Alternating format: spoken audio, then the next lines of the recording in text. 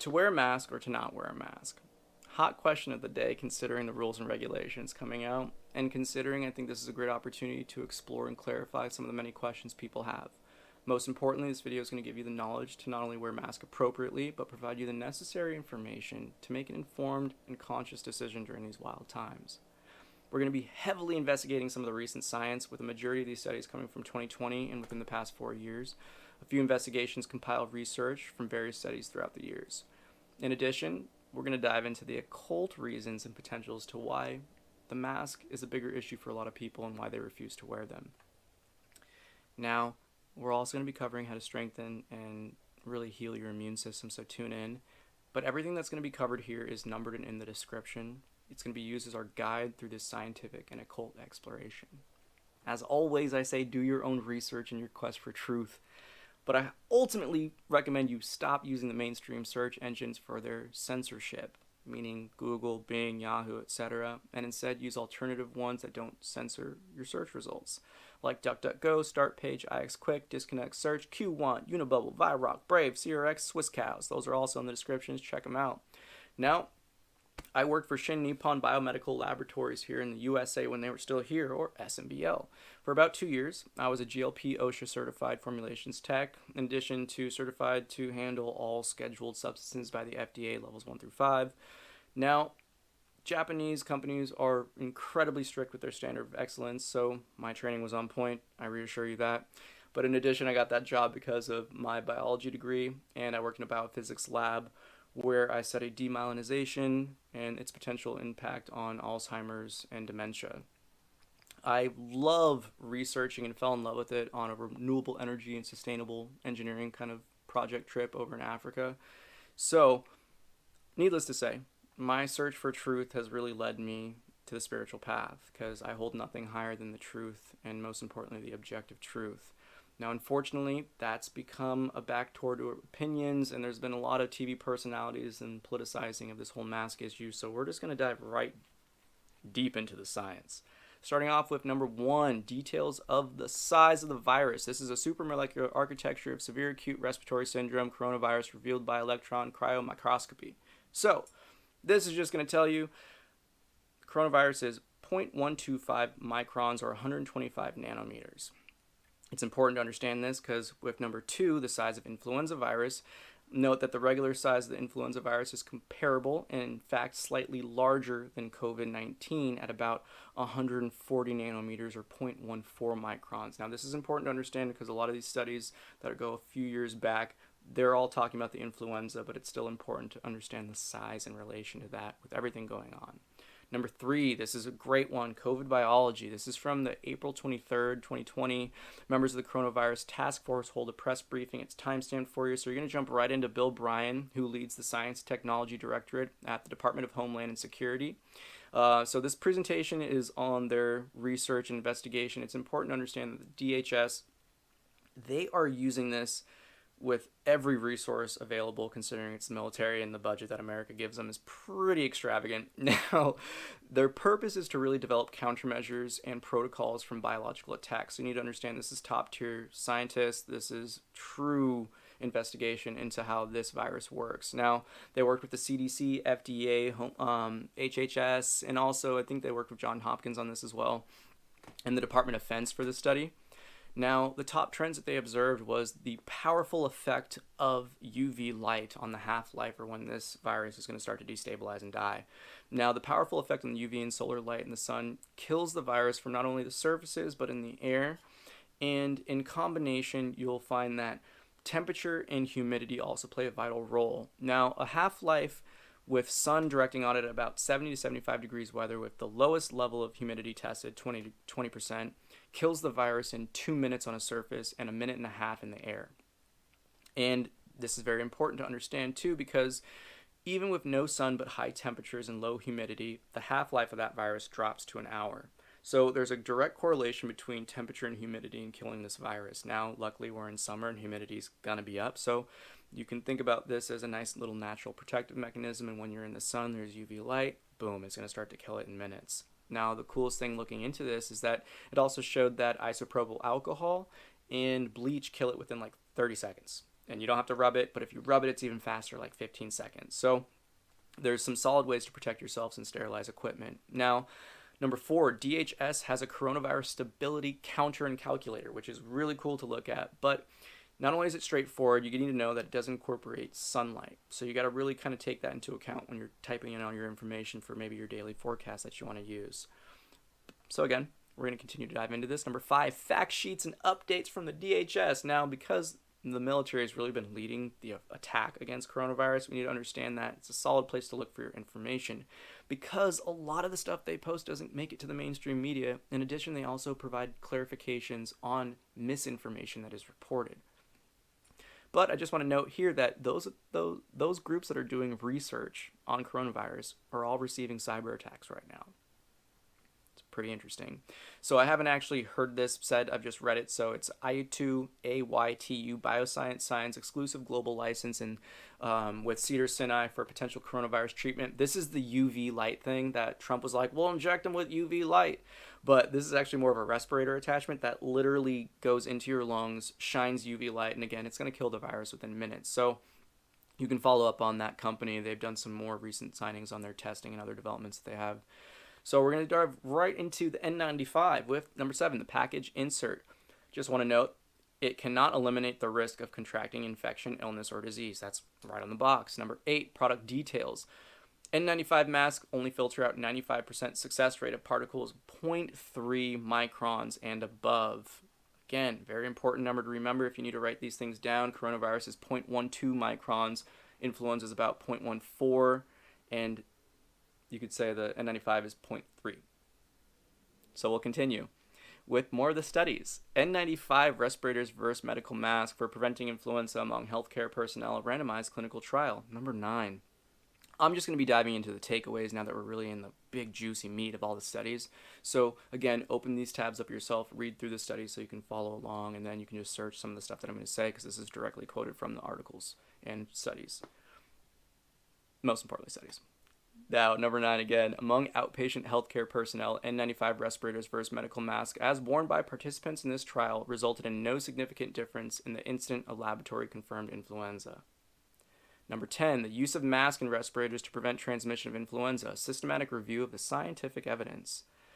Note, the use of N95 respirators compared with surgical masks is not associated with a lower risk of laboratory-confirmed influenza.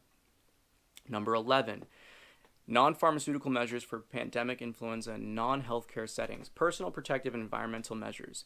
So in this systematic reviews, they use some random controlled testing as well. All these studies really do, or a good majority of them. And this is one of those compiled ones from 1946 to 2018. They found no significant reduction in influenza transmission with the use of face mask. Continuing, you could say that no major differences in the risk for laboratory-confirmed influenza virus infection. This was the controlled mask group. Now, to conclude, we can say with this one, the overall reduction of the influenza viruses or laboratory-confirmed influenza cases in the face mask group was not significant in either study. So, again, take that one away. It's not really doing much for influenza, which is larger than coronavirus. So, again, keep those numbers in mind. Number 12, we have Blaylock face mask pose serious risk to the healthy. This is, again, more of a scientific paper by a doctor that just kind of goes into general risk and things about it, but I just want to highlight this point here. Again, it doubles down on the N95 mask filter out 95% of particles with a median diameter of 0.3 microns. Coronavirus is 0.125 microns. Continuing. 13. Effectiveness of N95 respirators versus surgical mask in protecting healthcare workers from acute respiratory infection, a systematic review and meta-analysis. Although N95 respirators appear to have protective advantage over surgical mask in laboratory settings, there was insufficient data to determine definitively whether N95 respirators are superior to surgical masks in protecting healthcare workers. Continuing with this one, insufficient evidence to determine whether there is clinical significant difference. Now, a clinically significant difference here means that their ratios and the percentages, when you account for all the errors and things like that, they overlap to a point where you really can't determine is there a better one or not. Continuing, N95 respirators are superior to surgical mask for filter penetration. So again, things that are going in, it can help, but again, things you might be breathing out. So the most important thing with this one was the face seal and leakage. We'll be covering that with how to wear a mask appropriately later on. Number 14, effectiveness of N95 respirators versus surgical mask against influenza, a systematic review and meta-analysis. This is a continuing study that really finds the same stuff. With the current meta-analysis shows the use of N95 respirators compared with surgical masks is not associated with a lower risk of laboratory confirmed influenza. 15, respiratory consequences of N95 type mask usage in pregnant healthcare workers, a controlled clinical study. This one's very important because one of the big findings here is breathing through the N95 mask materials have been shown to impede gaseous exchange and impose an additional workload on the metabolic system of pregnant healthcare workers, meaning the CO2 and O2 gas exchange. This gets thrown out of sync. And again, because if you're pregnant and wearing these N95 masks, your oxygen directly goes to the fetus's oxygen. If those levels are imbalanced, so is the baby's. That hinders brain development, overall fetal development. Continuing, number 16. Risk of N95 face mask in subjects with COPD. Think about this like the people that have like asthma and all these different type of respiratory problems, or if you're prone to bronchitis and other things like that. So those with COPD wearing N95 masks increase shortness of breath and breathing discomfort. Gas exchange levels, CO2 and O2, were affected in pregnant women. Again, doubles down on that one. And were affected after 1 hour of use, which comes into how to wear masks. Again, we'll dive into that a little bit later. Number 17, face masks to prevent transmission of influenza virus, a systematic review. Now, this one has a few juicy nuggets in it. So if airborne transmission were important, it would be less likely that surgical masks will lead to reductions in infectiousness or protection against infection if worn by ill or unaffected people, respectively. Now, there's few compelling examples of airborne transmission of influenza virus. Continuing though, this is the importance here. There's substantial benefit of hand hygiene. Wash your hands, folks. We'll continue with this one. There's further observational and intervention studies conducted in different latitudes during different times of the year could help elucidate the role of temperature and humidity. Again, super important to recognize what was revealed in that coronavirus briefing by the DHS. Temperature and humidity have a vital role in destabilizing this virus. So if you're in temperatures greater than 80 degrees, really, with humidity higher than 50 degrees, those percentages are going to drop, especially if you're out and open in the air and sun. Now, to finalize this one, before we move on to the next category, there is little evidence to support the effectiveness of face masks to reduce the risk of infection. 18, surgical mask studies. The use of surgical face masks to reduce the incidence of common cold among healthcare workers in Japan, a randomized controlled trial. Face mask use in healthcare workers has not been demonstrated to provide benefit in terms of cold symptoms and getting colds. A larger study is needed to definitively establish non-inferiority of no mask use. Now, the reason why I like to use this one is, although the sample size might be small, this is important because it's from a culture and that really use masks during the season. And again, a larger study is needed to definitively establish non-inferiority of no mask use, meaning they need to compare if wearing a mask is equivalent to not wearing a mask in terms of the spread or infection rate. So, number 19, effectiveness of surgical and cotton mask in blocking SARS-CoV-2, controlled comparison in 4 patients. Again, remember, normal influenza is about 0.14. Same thing as this one getting talked about. They're actually going to specify this here. So we have particles tested are 0.04 to 0.2 microns. Remember, coronavirus is 0.125 microns. Particles of 0.04 to 0.2 microns can penetrate surgical mask. The size of SARS-CoV particle from the 2004 outbreak was estimated to be 0.08 to 0.14, larger than coronavirus. Both surgical and cotton masks seem to be ineffective in preventing the dissemination of SARS-CoV-2 from the coughs of patients with COVID-19 to the environment and external mask surface. Now this one, I just want to note that this study gained a lot of steam because it was used by professionals like Dr. Shiva and Dr. Bark. And once they kind of let the word out, they got a lot of, I guess you could say, a lot of attention and heat, which forced a retraction by the editors, in which, in the scientific community, any type of retraction like this kind of concerns people when they don't allow you to really redo the study sample size or change the study up just to show different things. But the big takeaway from this one is that sneezing and coughing goes right through the mask. In addition, it's now on the outside of your mask. It breaches the surface, and now essentially it becomes just a breeding ground for the bacteria and virus to, just to grow and spread. Now we're going to dive into the next section, 20, cloth mask study. A cluster randomized trial of cloth masks compared with medical masks in healthcare workers. Those who wore cloth masks were 13 times more likely to get influenza-like illness compared to those who wore medical masks. Penetration of cloth mask was 97%. Medical mask was 44%. So this is good to start to see that there is some distinction between protection levels of N95 surgical and cloth mask, which is why we explore them in this fashion. Now, the rates of all infection outcomes were the highest in the cloth mask groups. Continuing, however, as a precautionary measure, cloth masks should not be recommended. This goes into the Surgeon General's recommendation that you shouldn't use that stuff. And then again, we've seen a lot of flip-flopping and backtracking. We'll dive into that later.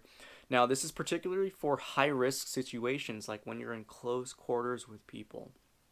Continuing, the reason that this is so important is because moisture retention, i.e. increase the risk of infection. So when you're coughing, when you're breathing into these cloth masks, they retain a lot of the moisture, therefore the virus is just living in it. And again, it's going right through it anyway. Number 21, simple respiratory protection, evaluation of the filtration performance of cloth masks and common fabric materials against, okay, so this is 20 to 1,000 nanometers. If you think about this in microns, it's going to be 0.1 to 0.02, I believe. Just off the top of the head, again, remember coronavirus is 125 nanometers or 0.125 microns. Now, varying levels of penetration, 9 to 98% were obtained for different size particles in this one, again, from that 20 to 1,000 nanometer range. Common fabric materials and cloth masks showed a wide variation in penetration values for it to be essentially like polydispersed all throughout the mask versus just one point of it. And that was 40 to 90%, as well as monodispersed aerosol particles, and again, the same range of 40 to 97%. Now, the reason this is important is because fabric materials against both poly and monodispersed aerosols were much higher than the value for the controlled N95 respirator filter media, but were in the range found for some surgical masks in previous studies. So, surgical mask, cloth mask, N95 mask, they don't do as much as you think. We're going to conclude with number 22. This is actually a University of Minnesota commentary, Mask for All COVID-19, not based on sound data. There is a lot of pseudo and political science about COVID and the mask. Now, this is important to recognize that, again, this one was used heavily by a lot of people to be like, don't wear a mask, it doesn't do anything. And to say that is inaccurate, it does do something, but it doesn't do what the media is telling you. It's people are going out there with this false sense of security as if it's really going to help and prevent and save you. But if you think about the protection levels, it's lower than 10%. In terms of how much it's actually protecting and stopping. So you just really need to think about that. The most important thing is to really boost your immune system. We'll dive into that. Now, the summary of the mask. You need to understand that N95 masks don't hold up against COVID-19 and still cause issues in terms of oxygen and carbon dioxide imbalance in your breathing. Now, the inhalation of the virus as well is going to arise if you're already sick, because that's one of the things that N95 masks do really, really well, because when you're working with things, it's not going to be like breathing out and then blow up all the stuff you're working with. Now, surgical masks don't hold up, and they're useless once they're wet. Now, this applies to cloth masks as well. Once you have any type of moisture, you have eliminated any protective things that this mask can't even do for you. And again, that's like 10%, maybe. Again, some of these were showing 97%. So you have to really start to think about, is this really going to protect me? So we'll continue with this. Cloth masks really don't do anything other than cause potential harm, considering you have to look at that study that I was talking about, the infection rate of people who are wearing them. So this is where we're going to get into the last part of this before we dive into how to wear a mask properly. It does suggest that all masks interfere with the CO2 and O2 levels to a slight degree. Obviously, the more filtration, the higher it would interfere with that and then going down. But a good way to test this for yourself is going to be do a minute like high intensity exercise without a mask, and then try one later after you've recovered and see if you get the same rep amount, or see if you can go to the same intensity. Check your heart rate, check all these things, and really see. Because if you're starting to feel dizziness, if you're starting to feel fatigued, most importantly, check the wetness and see if it's really helping you. Because one of the things that I've seen as a fitness professional, also as a spiritual instructor, is a lot of people are working out with these things and they're drenched. You can just see it's like a sweat stain on their pits, but in their mouth. So it's something to understand that the moment there's moisture in these types of masks, you've destroyed any safety protection that it actually has for you. So this is one of those things where it's like if you're by yourself and you're walking down the street and it's a beautiful day, take your freaking mask off. Put it on if you have to go into a store if you're gonna do it, but take it off right when you get out, because the longer you wear it, the more that moisture and humidity is going to start just to saturate into it, and again, you're defeating its protective benefits. Now, N95 mask, to fit them correctly, I like to use the crease of the thumb. It needs to really cover firmly all throughout here, and then again, you have to use that metal clip to really make sure the crease is really tight against, you need to press that ish really tight against your nose, and then make sure the band is really, really tight and adjusted so there is literally no type of air that can get into. You can do a little fan test to see if you feel anything on the inside of your mouth. Take a few deep breaths. Now, in terms of the cloths and surgical mask, the studies and data don't really show that they're going to do anything. Again, it's negligible and it can lead to more risk. But most importantly, if you're going to choose to wear these, once you have them on, don't touch them. Don't touch them. Because a lot of these places and facilities, they're not spraying down all the produce. They're not spraying down everything that you're touching, only the things that you're like checking out and scanning on. If you're touching your face and adjusting your mask, think about that. You're just painting your face with bacteria and potential virus. So one of the things to think about with this is, again, reiterate, if it is wet, if you start to feel that heat and that mugginess inside, it's not going to be doing much for you. So this is one of the things that you really need to think about when using these, when you look into the data and the studies that are demonstrating this fact that it's negligible. And the other studies regarding the N95 mask in terms of coronavirus or influenza, considering the particulate size or the size of the virus itself, again, there's a blurred lines between if it's going to do anything for you. Now, a few studies showed that it does help you a little bit, but you're talking about maybe 15% of protection to 0 or 1%. So again, you can crunch those numbers. I'm sure they're off a little bit, but again, the media message that's getting portrayed is that these are going to provide a lot more safety for you than they actually are. From here, we're going to explore some of the occult reasons that we're seeing the mask enforcement. First, we need to understand the word occult. It's supernatural, mystical, or magical beliefs, practices, or phenomena. Adjective, not accompanied by readily discernible signs or symptoms. As a verb, it means cut off from view by interposing something. Now, this is important to understand, is that occultism is used in a lot of symbolic ways, and a lot of these things that we really soak up subconsciously express themselves into our external world. Number 23. Fauci says he wears mask as a symbol of good behavior. Let's also remind ourselves that in the past, during the SARS epidemic, he stated that this wasn't going to do anything, but now he's flip-flopping and has flip-flopped during COVID on the mask issue. But let's dive into the real juicy occult stuff. 24. Pagan rituals of transformation has 3 key aspects, and that we really got to understand that we're living through them right now. Number 1, isolation and purification. The initiate removed from familiar persons, places, and things that they're used to in order to clear/rid yourself from normality. Big push for the normal way to be ended. And we can hear that with what we've seen in the mainstream media and everything kind of getting forced down our throats with the new normal. This is never going back. It's the new normal. So let's explore number 1 still. This is usually done through trauma and deprivation. The focus is funneled into fear, hate, paranoia, and all those kind of negative forces. And it's important in order to engage a purge or a surrender or submission to those in control of the ritual, as the old identity is intended to die and be replaced. Now, wearing a mask is always necessary for initiates, as it suppresses the ego to hasten the death of their old identity. Essentially, you don't identify or connect with people or things or yourself. 2, transition or the state of change. As the old symbology dies and passes away, this area is known as the purgatory phase, as it's a void in the middle, and a time in which nothing seems real, can't be trusted, etc. And it's meant to solidify the detachment and death of the old and paves the way for the new identity to be built. One can think of this like the blank canvas phase. Number 3, The final phase is integration. This is the solidification or crystallization phase of the transmutation ritual, as it brings the new identity, the new normal, and the dystopian future as many fear and see developing with everything that's going on. Now, the big key with all these steps is that the initiate must consent to it. Free will is the most powerful force we human beings have, and it's a mental thing. It's the heart thing. If you're putting on these things and thinking that the mask is going to save you, well, we just went through quite a few articles showing that it's not going to help you. Those studies had great random controlled tests, and a lot of them, despite maybe being low in sample size, I mean, some of them had 9,000 participants. There was only like 3 that had small sample sizes.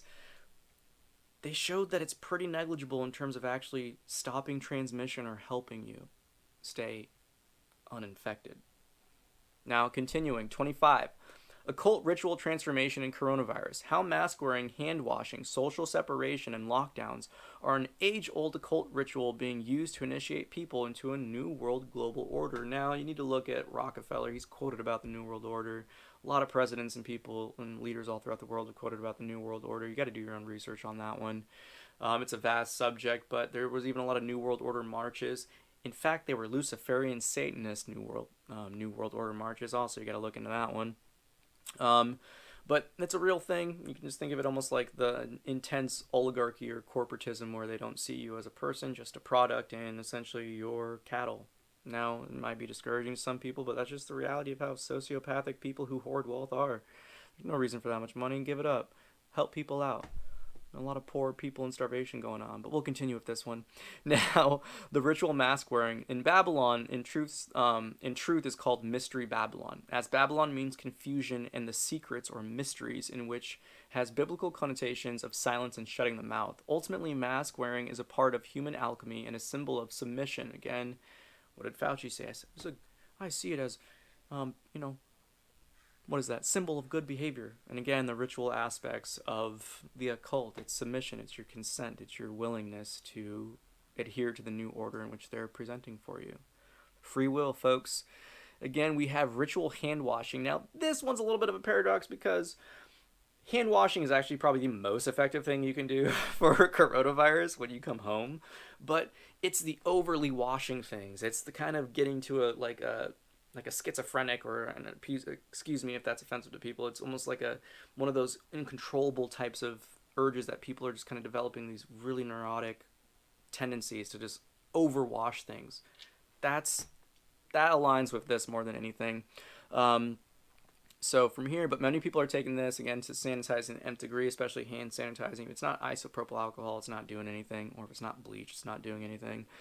So as in washing your hands, or it's mocking the baptism ritual of purification. And it's kind of like a twisted, again, the occult negative purification of kind of submitting yourself over to another being's authority who is establishing the ritual. Now, from here, we have ritual social distancing. The symbology of the 6 feet represents the devil. 6 is highly used in the occult for negative things like that, and evil itself. And this also has eliminated the gatherings of people specifically for religion, i.e. bringing in more darkness when people are not worshiping the light. Now, regardless of what you think about religion, you have to understand when people are tapping into that level of the heart, it supersedes all religions. It's your direct source to all of this universal and cosmic energy. And the fact that a lot of people are hindering that, clouds will be a-brewing.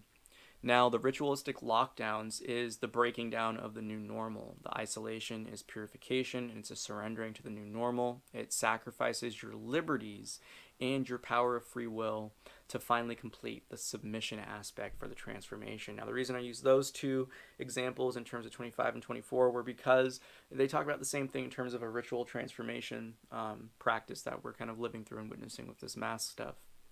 Now, 26, mask. This is from Occult World. Now, the reason why I use this one is because they are very black magic oriented, and they have nothing but positives to talk about masks. So that should kind of be a red flag for everyone that considers themselves a light worker or a being of love, peace, and harmony. Now, the transformation power of mask can be explained in Jungian terms. A mask connects its wearer to archetypal powers residing within the collective unconscious. The mask is a mediator between the ego and the archetype, the mundane and the supernatural, the sacred and the cosmic. It connects the present to the past and the individual to the entire collective of race, culture, country, and humanity. Contemporary masks are treated as an entertainment prop rather than living beings. They are used to disguise and conceal rather than reveal, which, again, people need to understand. This is from like a pretty pro-black magic site, but most importantly, to conceal rather than reveal. What are we witnessing now with all the censorship? Stripping away liberties, freedom of speech, freedom of peaceable assembly, our First Amendment right, at least here in America. Now, to sum everything up, we got to recognize there's a lot going on, and I like number 24 specifically because it goes into a lot more of the confusion aspects of what things are really meant to kind of create a lot of fear and panic. Now, when we dive into this, we got to understand that we must recognize that there's a lot going on, and largely the science doesn't support the absurd actions we're seeing in the blatant propaganda of the new normal and pushing for vaccines for a flu, which, again, if it's operating like a flu, a vaccine, like a one-and-done thing, is not going to stop that. Look at the flu vaccines that's already out and its success rate or lack thereof.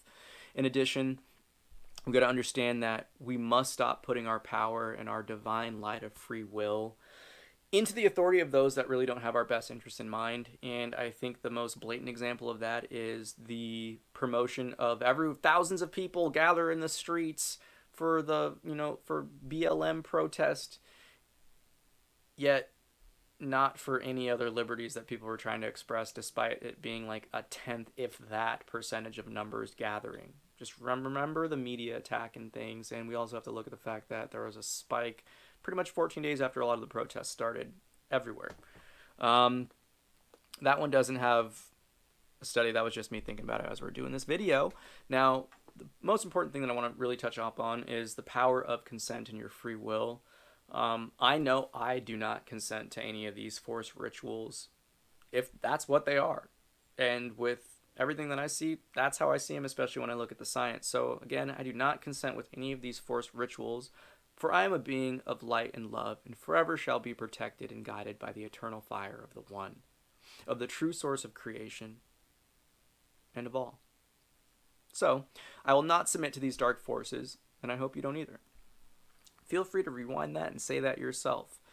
Again, you got to always remember your power and free will to consent. Diving into how to protect yourself physically and energetically, science and spiritual wise. Now, the science or the physical aspects. 27, vitamin D, sunlight. The important role of vitamin D is really to maintain your immune homeostasis, and you die without it. You get depressed without it. It's pivotal to so many different pathways that we're still exploring and developing, but it should not be overlooked as a vital role of getting out in the sun, getting your vitamin D3 supplement if you don't have sun around you right now, and really recognizing that, again, when we look back at the studies and the DHS report, sunlight's going to help protect you because it's going to kill the coronavirus. Now, vitamin C, which is necessary because it's a building block for our immune defense system and our white blood cells, but importantly, it fights the inflammatory responses and boosting immune health. Remember, COVID is an inflammatory aggressive disease. It attacks that system, but it causes a lot of inflammation. Now, the key reason why I'm putting 27 and 28 together is because vitamin C is necessary to process vitamin D and vice versa. So they're two peas in the same pod, baby. And I like to just say, get your daily dose of kiwis. They're incredibly packed with vitamin C. Eat them skins. They're delicious. Plenty of fiber. And that's going to give you a really good, I guess you would say, a natural emergency packet. It's honestly a lot more than one packet. But it's going to give you a natural boost. And just a little bit, again, better immune health, better physical health. And it's delicious. So we're going to dive into 29, the natural inflammation protectors of turmeric and curcumin. Now, this wasn't mentioned in the study, but you also need to have a little black pepper. It's actually going to increase the absorption rate of the curcumin in your system. But again, this is a great way to, if you have someone in your life that is susceptible to these types of things and has pre-existing conditions, this is incredibly important to incorporate turmeric into your diet. Even though I don't have any of those issues, I've been adding turmeric to everything these past few weeks, again, just to ready the system and prepare it for battle, essentially. Because again, I'm working with people, I have physician clients that are and have treated COVID patients. They haven't had some in a while, but just better safe than sorry. So again, food is medicine. Having worked in the pharmaceutical industry, I will say this: every drug that I looked into and every drug that I worked with is plant derived. So I'll just touch up on that later. Number 30, water, water, water, water, and stay away from sugary and artificial beverages. You got to think, you're like 60 to 75% water wherever you're at in your life. You got to think of that almost like the medium for all your chemical reactions in the body. If you're not hydrated, those chemical reactions and the biological processes of your pathways are not going to be efficient. They're not going to be as optimized as they are, when you're greasing up the wheels. So, 31, ensure it's clean and fluoride free. The recent fluoride trial that's been going on is the facts and evidence that a lot of, woo-woo people have been discouraging and going against a lot of people that have been advocating for getting rid of fluoride in our water supply. But it's a known neurotoxin, and the EPA has been lying about it for years and threatening scientists. All this was revealed in the trial. Check out that link. It's wild. The fact that it goes through the blood-brain barrier is terrifying, because again, that just adds more weight to the calcification of the pineal gland. Although I don't have any studies that can prove or disprove that. You just got to really look into it yourself and understand how really chemicals get broken down in the body. When we can't filter something, we have to hold on to it. So just want to take that one with. Diving into number 32, I like to say alkaline up. There haven't been a lot of studies that have concretely showed that cancer rates are directly correlated with the body's pH, but when you're more alkaline based, it just means you're really eating a lot more foods that are natural for your body. And this just means more fruits, whole foods, dark leafy greens, and less processed foods. Zero processed foods in truth, but a lot less meats and cheeses, because those increase bodily acidity. And one of the things that you need to understand is that when you eat proper foods like this, it gives the kidneys a break, and your kidneys are really cleaning out your system and getting rid of a lot of the bad toxins in the body. And if they don't function properly, it's throwing off your body's minerals and vitamin levels. It's essentially not able to optimize your own system of cleaning, and I guess you would almost say, what's the word for it, is retention to different nutritional intake that you're having. So we're going to continue with my last recommendation with that one is really, I almost forgot. We actually have to look at the baking soda with this too. I always recommend people, and this is the last point, that you eat organic. And if you can't eat organic, rinse your foods. Pesticides are on your foods. That stuff is, again, toxic. It's going to harm your immune system. It's going to harm your body. It's going to harm literally every organ it passes through. And because of this, there's been a lot of studies, and the most notable one here is that about like 1 tablespoon per gallon of baking soda, and just letting that stuff rinse and soak for about 12 minutes, 15 minutes, and really rubbing all of the fruit or produce or whatever you're using, that pretty much eliminates pesticides on your food. Just rinsing things with water don't do that much. So that's just something really important to know. Listen to your body. There's a lot of just changes that are going on, and again, a lot of confusion and stress, and this is just the most important time to do the things that really resonate with your heart. Again, for myself personally, I've noticed that processed foods and any type of like dairy or animal product just does me dirty. I feel really, really terrible. So it's just important to recognize that just listen to what resonates with your body and what works well, and take all of the stuff that you learn from this into account when you make your health decisions. Again, if you're going to choose to wear a mask, just wear it if you have to go into a store. Don't wear it when you're driving. Don't wear it when you're walking around, and especially don't wear it when you're working out, because the moment it gets that moisture, it's not doing anything for you, and it's actually creating more of a risk on you catching something and spreading it to other people. Again, if you're going to wear the mask, don't touch your face once you wear it. I can't express that enough, because the moment you start fidgeting with it, everything that you're touching is just going straight to your face. Also, this wasn't in anything, but don't wear plastic reusable gloves when you're out. It's not doing anything. It's just spreading things, and most people don't have proper PPE protocol to take those things off properly without actually inoculating yourself with whatever you're using. But most importantly, just avoid it. Practice conscientious and smart decisions by treating your body as a temple. Eat foods that are guts built for. This is the time for transformation. Again, I like to consider this stuff going on whether or not you want to really buy into the darker occult or nefarious issues with the mask wearing and the rituals that it can be associated with. The one thing I do know is the mainstream media is blatantly lying about the science behind it. In addition to that, one must always look for their own truth within themselves. You know, we still, as scientific, and as like a scientific community in the Western science, we still don't know the placebo effect. We don't know how that works, but mind over matter has been a saying for a long time. And in addition to that, just because you choose to wear a mask because you're going in and out of a store doesn't mean you're consenting. A consent is a full-on adhering to these things as if it's truth. And we need to understand that modern science has transformed into the new church of our current century. So we got to really recognize that. Now, again, utilize these studies, look into these studies, do the research yourself. There's thousands and thousands and thousands of people involved in these studies. And the results are alarming when you compare them to what the mainstream media is trying to portray. So, namaste. I bow to that divine light within each of you, and I love you so much. I hope that these scientific studies can really help you gain some insight and clarity and understand how to wear a mask appropriately if you're going to choose to do that. But again, this is Peter from FSP. Don't forget to hit that like, subscribe, share. Love you so much. Have a great night. Peace!